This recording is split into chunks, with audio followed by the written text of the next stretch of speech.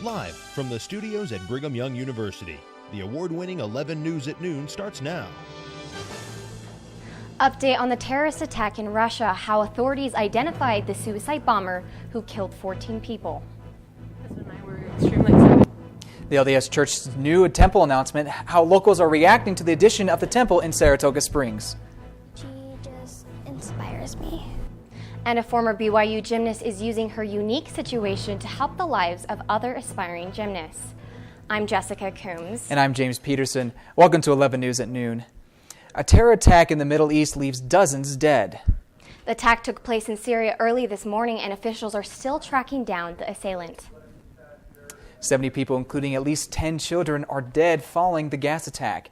Witnesses say that airstrikes hit the Idlib province area early Tuesday morning, giving off a poisonous gas. Numerous social media videos show children and elderly people gasping and struggling to breathe. Many people were also lying motionless in the mud as rescue workers try to hose them down. It's unclear who carried out the airstrikes. Russia is denying their planes had any involvement. As attacks in Syria continue to get worse, debate sparks about whether or not the U.S. should get involved. Bashar Assad, but we certainly believe that we can fight ISIS and we can help people who are struggling against this incredibly, one of the great brutal dictators in history, Bashar Assad and his minions. There was a front page story. New information today on the terrorist attack in St. Petersburg, Russia. Authorities have identified Akbarjan Jalilov as the suicide bomber who killed 14 people. Investigators found Jalilov's DNA on a second bomb, a larger bomb that did not explode and was found inside of a fire extinguisher with nearly a kilogram of TNT. Authorities defused the bomb. They don't know if Jalilov belonged to a terrorist group or acted alone. Vladimir Putin showed his respect to the victims and placed a wreath at the bombing site. Say goodbye to your internet privacy. Companies like Google and Facebook now can access your web history, app usage, and geolocations without your permission, thanks to a new law signed by President Trump that repeals an Obama law on internet privacy. Opponents claim the bill hands over the customer's personal information to the highest bidder. Orem police have arrested a man they claim beat and stabbed a couple when they asked him to pay for a television he broke. The couple claim Gideon Ireddy broke their TV and its stand when they asked him to leave their Orem apartment. When they went to his apartment to get the money, Ireddy allegedly attacked them with a knife.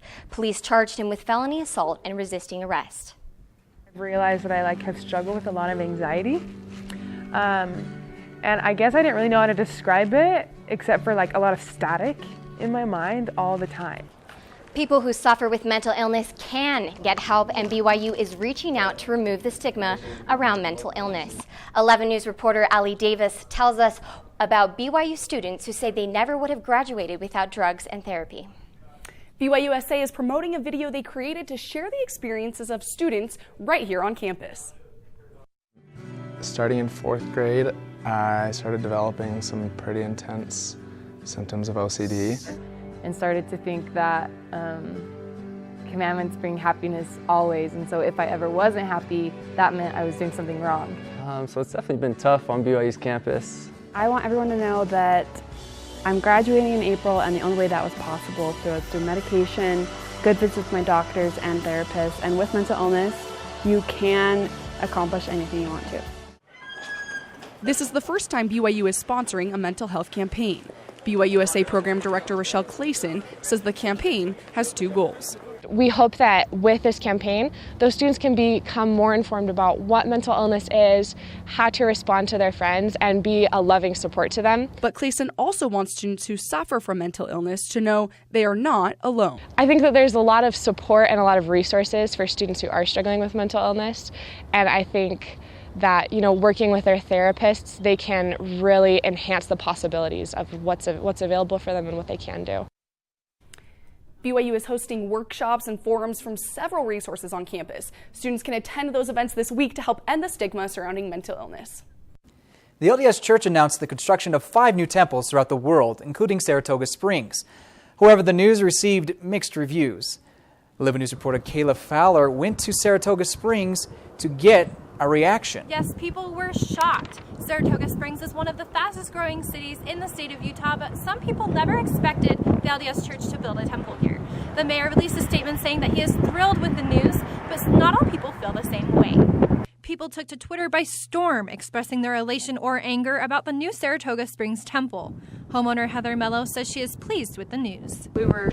My husband and I were extremely excited. Mello says she has watched Saratoga Springs grow over the past year and a half. She says the temple would be a welcome addition to her area, but she doesn't know for sure where the temple will go. However, her neighborhood has some ideas. When I moved in here, our neighbors had kind of similar speculations, saying that possibly somewhere over here maybe a temple could be built. This temple will be the 18th built in the state of Utah, and the church has 182 temples under construction or in operation throughout the world today. In Saratoga Springs, Kayla Fowler, 11 News. Thanks, Kayla. Happy birthday, Provo. The city celebrated its 166th birthday yesterday. 11 News reporter Gavin Murray was there for the festivities. The mayor and Provo citizens gathered at Provo's Pioneer Village last night to commemorate the city's founding. Guests explored an antique settlement meant to give them a glimpse into the hardships that Provo's forefathers endured to build the city. When they got here, life was really hard. They were 1,000 miles from anybody else. They were living in a hostile environment. Children played with Pioneer toys. Everyone enjoyed home-baked bread and then gathered in the blacksmith's shop where they were entertained by musical performances and sang happy birthday to the city.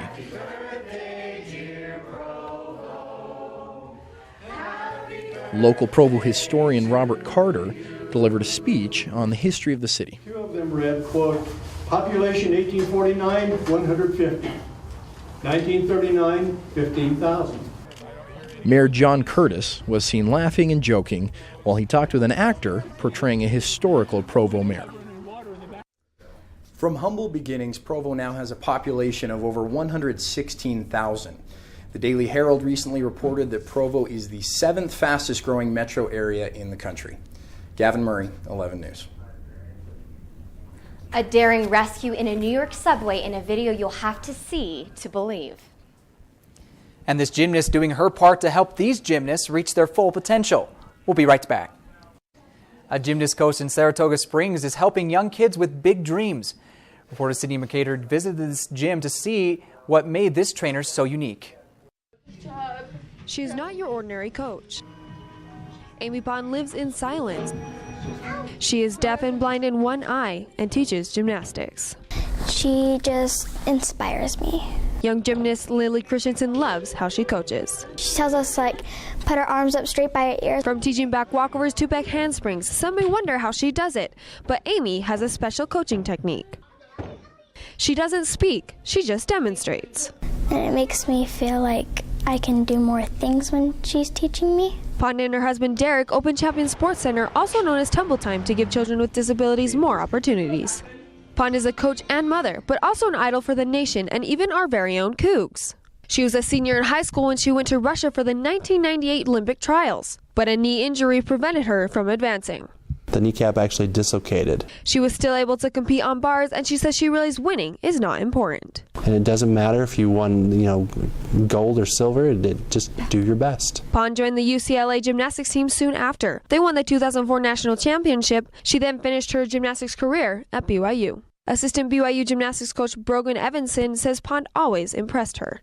You didn't even notice that it was harder for her or that she had things that she had to adjust to because she was just so good. Tumbling is hard enough, but imagine only being able to see from one eye. Not only could she not hear the floor routine music, but she also had problems with depth perception. Depth perception on the vault. That was a big thing for her with the vision, was she couldn't see depth very well. And you would sit back as her doing the same trick she's doing and be like, how could you even possibly do this? Pond makes no excuses. In fact, when she was younger, she was in a hip brace. And then her mother asked if she wanted to go to the Deaf Olympics. And I said, no, I want to go to the hearing Olympics, the regular Olympics. Pond says people doubted her abilities. She kept fighting for her dream. And she had to tell me that I want to be able to take the class. And I thought, why? why can't I? And my mom said, well, they said because you're deaf. No matter the obstacle, she cartwheeled out of it. Amy has written a book about her experiences to encourage children to overcome their own obstacles. Someday she wants to expand her gym and help other kids with disabilities just like her. In Saratoga Springs, Sydney Mercader, 11 News. Come on, you guys. BYU students have a tradition of staying up till midnight to register for classes. However, the university has at last come up with a new system that's changing that. 11 News reporter Karina Kitchen shows us how it works. No more fighting for that last spot in the only section that fits in your schedule. The registration cart does it for you. It's like a shopping list on Amazon. We talked to the BYU registrar's office. Here's how it works. Students choose all the classes they want to register for and place those in their online cart. Students must hit the submit button by 6 p.m. the day before their registration date. Then the cart automatically adds their classes beginning at 6 o'clock. The carts process one at a time in a random order. Registrar Office Student Supervisor Matthew Miller says the idea has been in the works for more than a year. It came about after employees at the office noticed a lag in the system around midnight. The system was being overloaded with students, so with it running a couple hours before the actual day, it alleviates some of the traffic. Miller says it's not a perfect system, but he believes it's a step in the right direction. I talked to dozens of students on campus about it. Most students knew about the cart, and overall, those who did liked it. Jessica? A massive fire at a food processing plant in Los Angeles, a 15-foot python captured in the Everglades. A Miami woman runs over police with her car, and a daring rescue in a New York City subway station, all caught on camera. This is your look at news from across the nation. Authorities are investigating the cause of a fire at a former meat processing plant. More than 170 firefighters battled the fire at the California building Monday night. Officials say the flames had reached the attic by the time crews arrived. Propane tanks on forklifts reportedly caused the fire. Firefighters say there were no injuries or evacuations in the area. Two Florida men have quite the story today after encountering a 15-foot python. Snake trappers Nicholas Banos and Leonardo Sanchez spotted the reptile while driving in the Everglades. They grabbed the python, put it in a bag, and tossed it in the back of their van. Florida Water Management selected the men to help kill the invasive species. In case you're wondering, the python weighed in at 144 pounds. A woman in Florida is facing aggravated battery charges for bumping two cops with her car. Paula Johnson was looking to get cosmetic surgery with someone else's name and money. The staff became suspicious of her plan for payment when they called the police. Johnson ran to her car where police met her in the parking garage. She refused to stop the vehicle and bumped two cops as she fled. Police say she surrendered and is now in their custody. A man fell on a New York subway tracks just moments before the train arrived. One brave stranger saw what had happened and knew he had to help. With no hesitation, Jonathan Kulik ran across the tracks to get to the fallen man. He picked him up and quickly placed him on the platform out of harm's way. Kulik says he is confident that if he had not helped, the man may not have survived. And that's your look from news across the nation. Looking pretty great out there right now.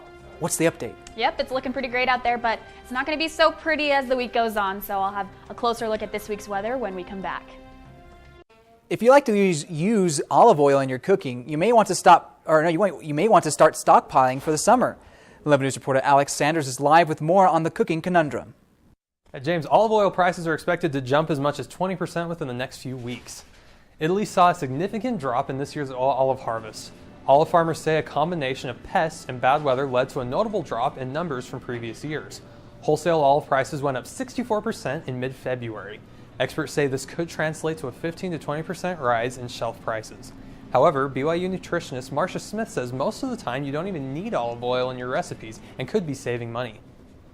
Unless you've tasted a lot of different olive oils, you don't really appreciate their wonderful flavor. And many people are using them all over the place where you could get away with less expensive oils.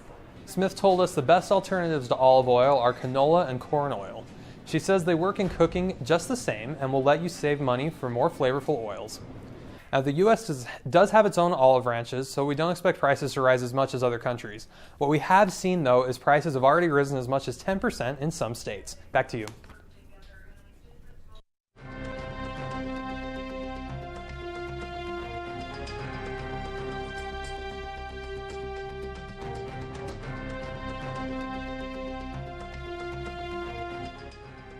Well, we have the perfect depiction of spring right here. We've got some little buds coming up here on the trees, some little flowers getting there and some leaves.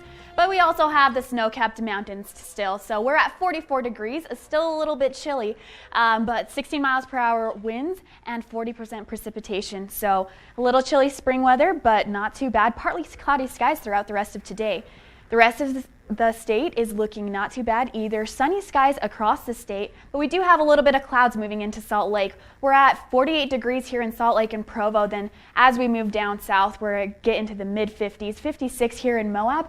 And then as we get even lower, then we're jumping up to the 60s into St. George. So the whole state is going to drop by about 20 degrees as we move into the evening. We're in the 30s, Logan at 30, 34 over in Wendover, and then Salt Lake and Provo, we're at 33 here, 29. Clouds are going to stay there. As we move down here, look, there's still relatively the same temperatures down south, 30 degrees in Moab. And St. George, they're at 40, and those clouds are going to move into St. George as well. So let's take a look at our southern forecast, our 5-day forecast. So they have sunny skies throughout throughout this week, Tuesday, Wednesday, Thursday, sunny skies. Temperatures are staying relatively high. In fact, on Thursday, they're up in the 80s there. So beautiful weather. The lows are still pretty high there too, 55 degrees there on Thursday. Then on Friday, we'll start out with partly cloudy skies in the morning, mostly cloudy in the afternoon, and the gusts of wind will get up to about 40 miles per hour.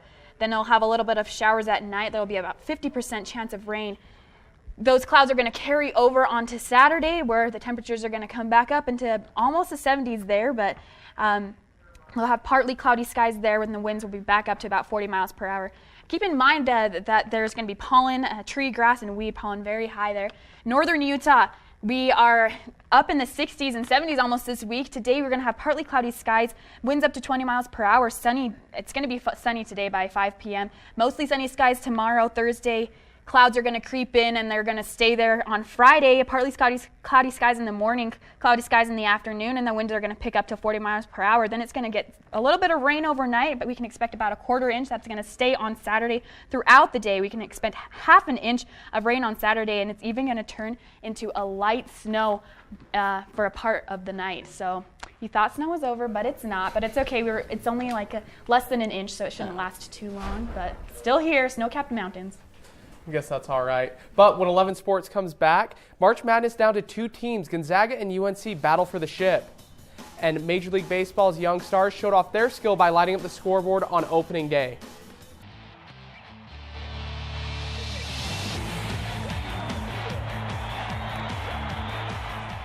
BYU baseball hosted Oregon yesterday on a battle on the diamond. Oregon took an early 4-0 lead, but the Cougs fought back to tie it up at 5-all with help from a 3-run dinger from Nate Vivero. Errors killed the Cougars, giving up 6, which led to 4 unearned runs for the Ducks.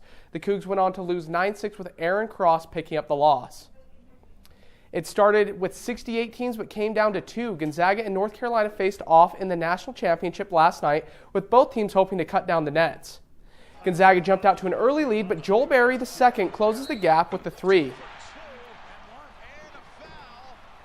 Williams Goss finds Perkins on the wing, and he sinks the shot. Gonzaga would take the lead into halftime. Block shot at the rim. Tilly scraps for possession, gets it to Karnowski, who gets up and gets the bucket. He's pumped up, gives some loves to his teammate for the hard work. Barry wide open, gets the ball. He doesn't care how deep it is. He knows it's going in. Gonzaga ball. Williams Goss matches that shot with one of his own, puts the Bulldogs up 1. Next possession, Joel Berry buries the corner 3 to recapture the lead. Jackson in the post, gets the bucket, and 1 to put his team up.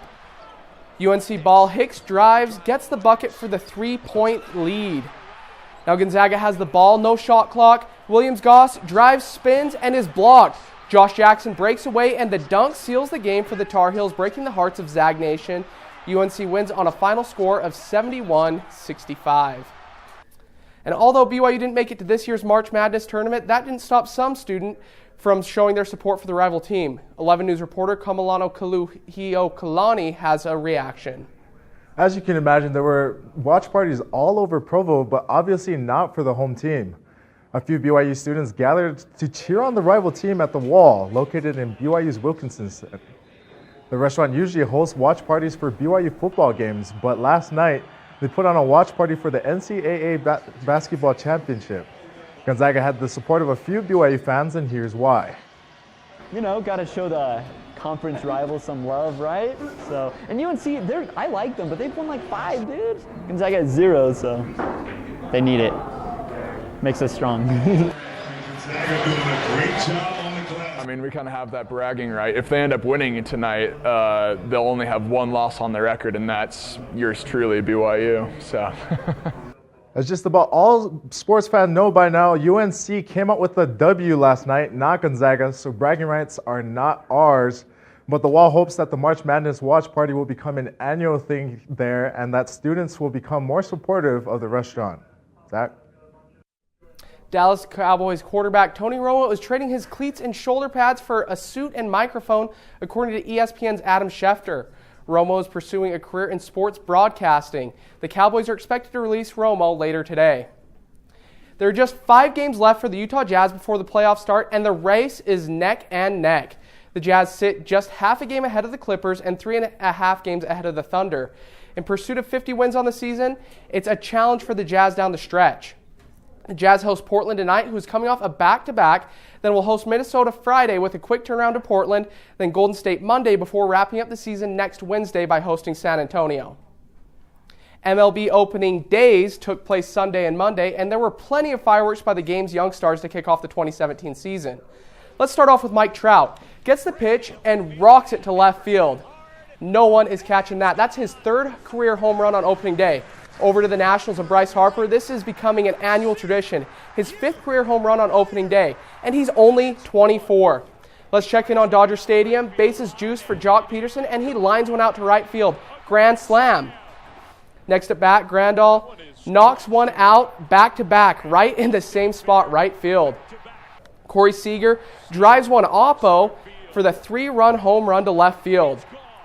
And check this out, Grandal again from the opposite side of the plate knocks that pitch into the bullpen. He had himself a day. Red Sox phenom Andrew Benintendi gets the pitch and knocks a high fly ball out of reach of McCutchen. Now what for may have been the best moment of the day, Tom Brady showing his recovered jersey to the crowd in Boston when Gronk comes and steals it again. Brady chases him down and shows that he's not afraid of contact and makes the tackle. But I'm happy. My Red Sox are off to a hot start. I'm pretty excited about that. Absolutely. It's definitely exciting. Still ahead, a surprisingly soft landing one motorcyclist never saw coming. A motorcyclist got an unexpected surprise driving down the roadway. Aaron Wood was nearly going 50 miles per hour when a mattress flew off the back of the car in front of him. Wood said he thought he was going to die. The mattress got caught under the bike, but Wood was able to stop safely. It might be a while before mattresses bring him sweet dreams. And that's your 11 News at noon. For more information on our stories, check out our website and share them with your friends. Thank you for joining us and have a wonderful